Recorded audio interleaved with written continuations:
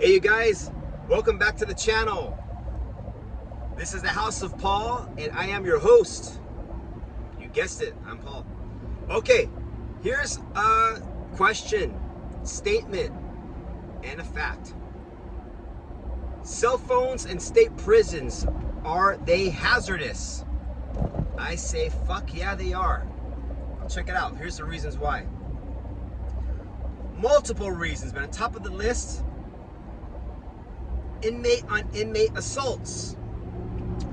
Because with smartphones nowadays, you could look up all the child molesters in prison.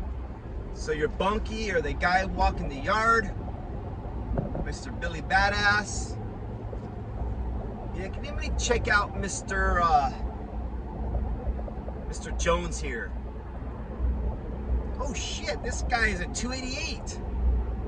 If you don't know what 288 is, look it up. PC 288.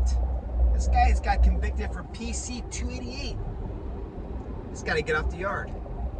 So, yes, cell phones are very dangerous in prisons. That's just one example. Another example could be coordinating hits, assaults, riots, attacks, you name it.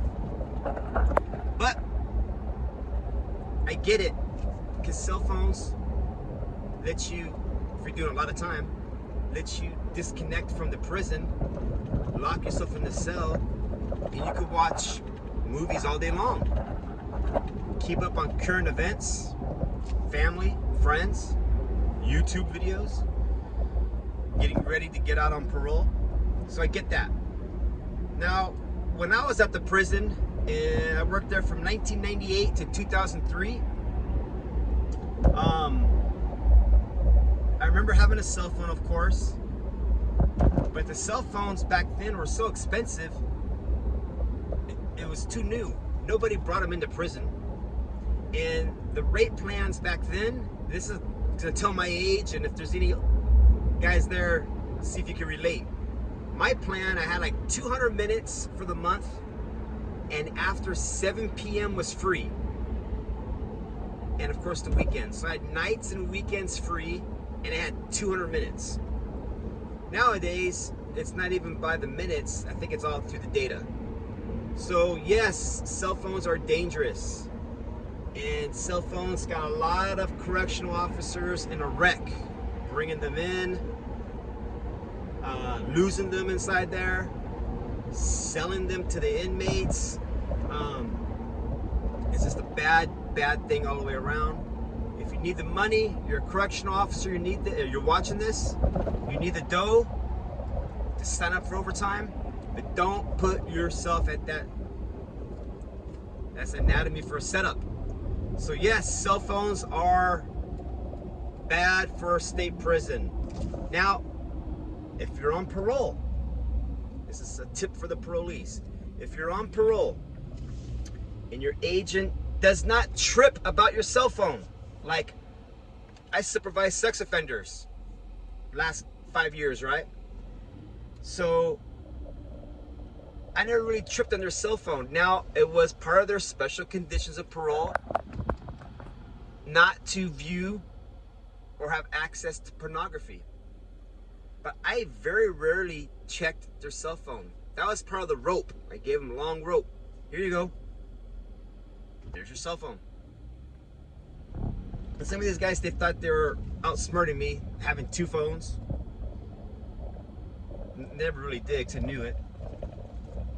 And that cell phone was always a guaranteed ticket to jail, because these fuckers always had pornography, some other crazy shit on there. True story, I was going through a cell phone, one of the guys we locked up, and the cell phone had this, I don't judge, they had the ugliest woman on there, the ugliest. And the woman had like a wig, and then when you zoomed in, you know, you could zoom in, had like a beard. Like, what the fuck is this? Look at the next picture. And it was just so grotesque. It turned out it was the parolee he would dress as like a female, put a wig on, stockings, and he was an ugly guy anyways. He's all fucked up, methed out. And he'd be at these programs we called the clown house. And who knows what happens over there at nighttime. So, cell phones for inmates could be bad news. But if you're on parole and you are a registered sex offender and you have a special condition, no smartphones, do yourself a favor. Having a phone is vital nowadays. I get it. But do yourself a favor. Go to Walmart, Target, or AT&T and get yourself a flip phone. No internet access. That way, you're just staying out of your temptation looking up crazy shit. Because another true story, I had a guy on my caseload. His controlling case was, of course, it was a 288, but he also had child pornography when he first got arrested, right? He had child pornography. He did a 10-year stretch.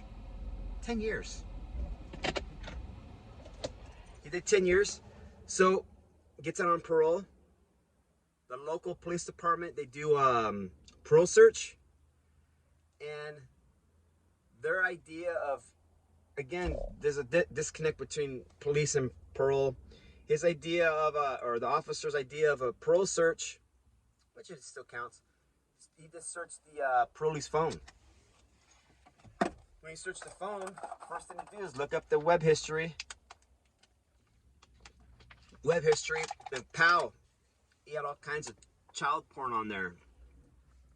So, got arrested. Now he's fighting the case. He gets arrested. He does the parole violation because they don't file. They file right before he gets out. Boom. So now he did at, this is when I was still working before I retired. He did 3 months in county jail. Well, they get 180 days, cut in half, just for being alive. They get 90. So he did the full 90. Open charges get put on him. And now, he was facing charges. And of course, what happens? The mom, who had a little bit of money, has to get a lawyer to try to advocate for the parolee to stay out, to not catch a new term. Because he just did 10 years for molesting a child and child pornography. Now out on parole, he has more child pornography. So he said that he was facing 4, 6, or 8 years. That's what he told me last. So he was trying to stay out using his mom's medical condition. She was older, as a means for staying out. So again, if you're on parole, you're getting out, especially if you're a registered sex offender on state parole, do yourself a favor, ditch that smartphone, get yourself a flip phone. That way you're able to, get your job, contact your agent, contact the family. That is the safety tip of the day. That's your first step. Alrighty guys, keep it good. Again, if this type of content you find interesting, consider subscribing and hitting that notification bell. Get all future content. Thank you much. Bye.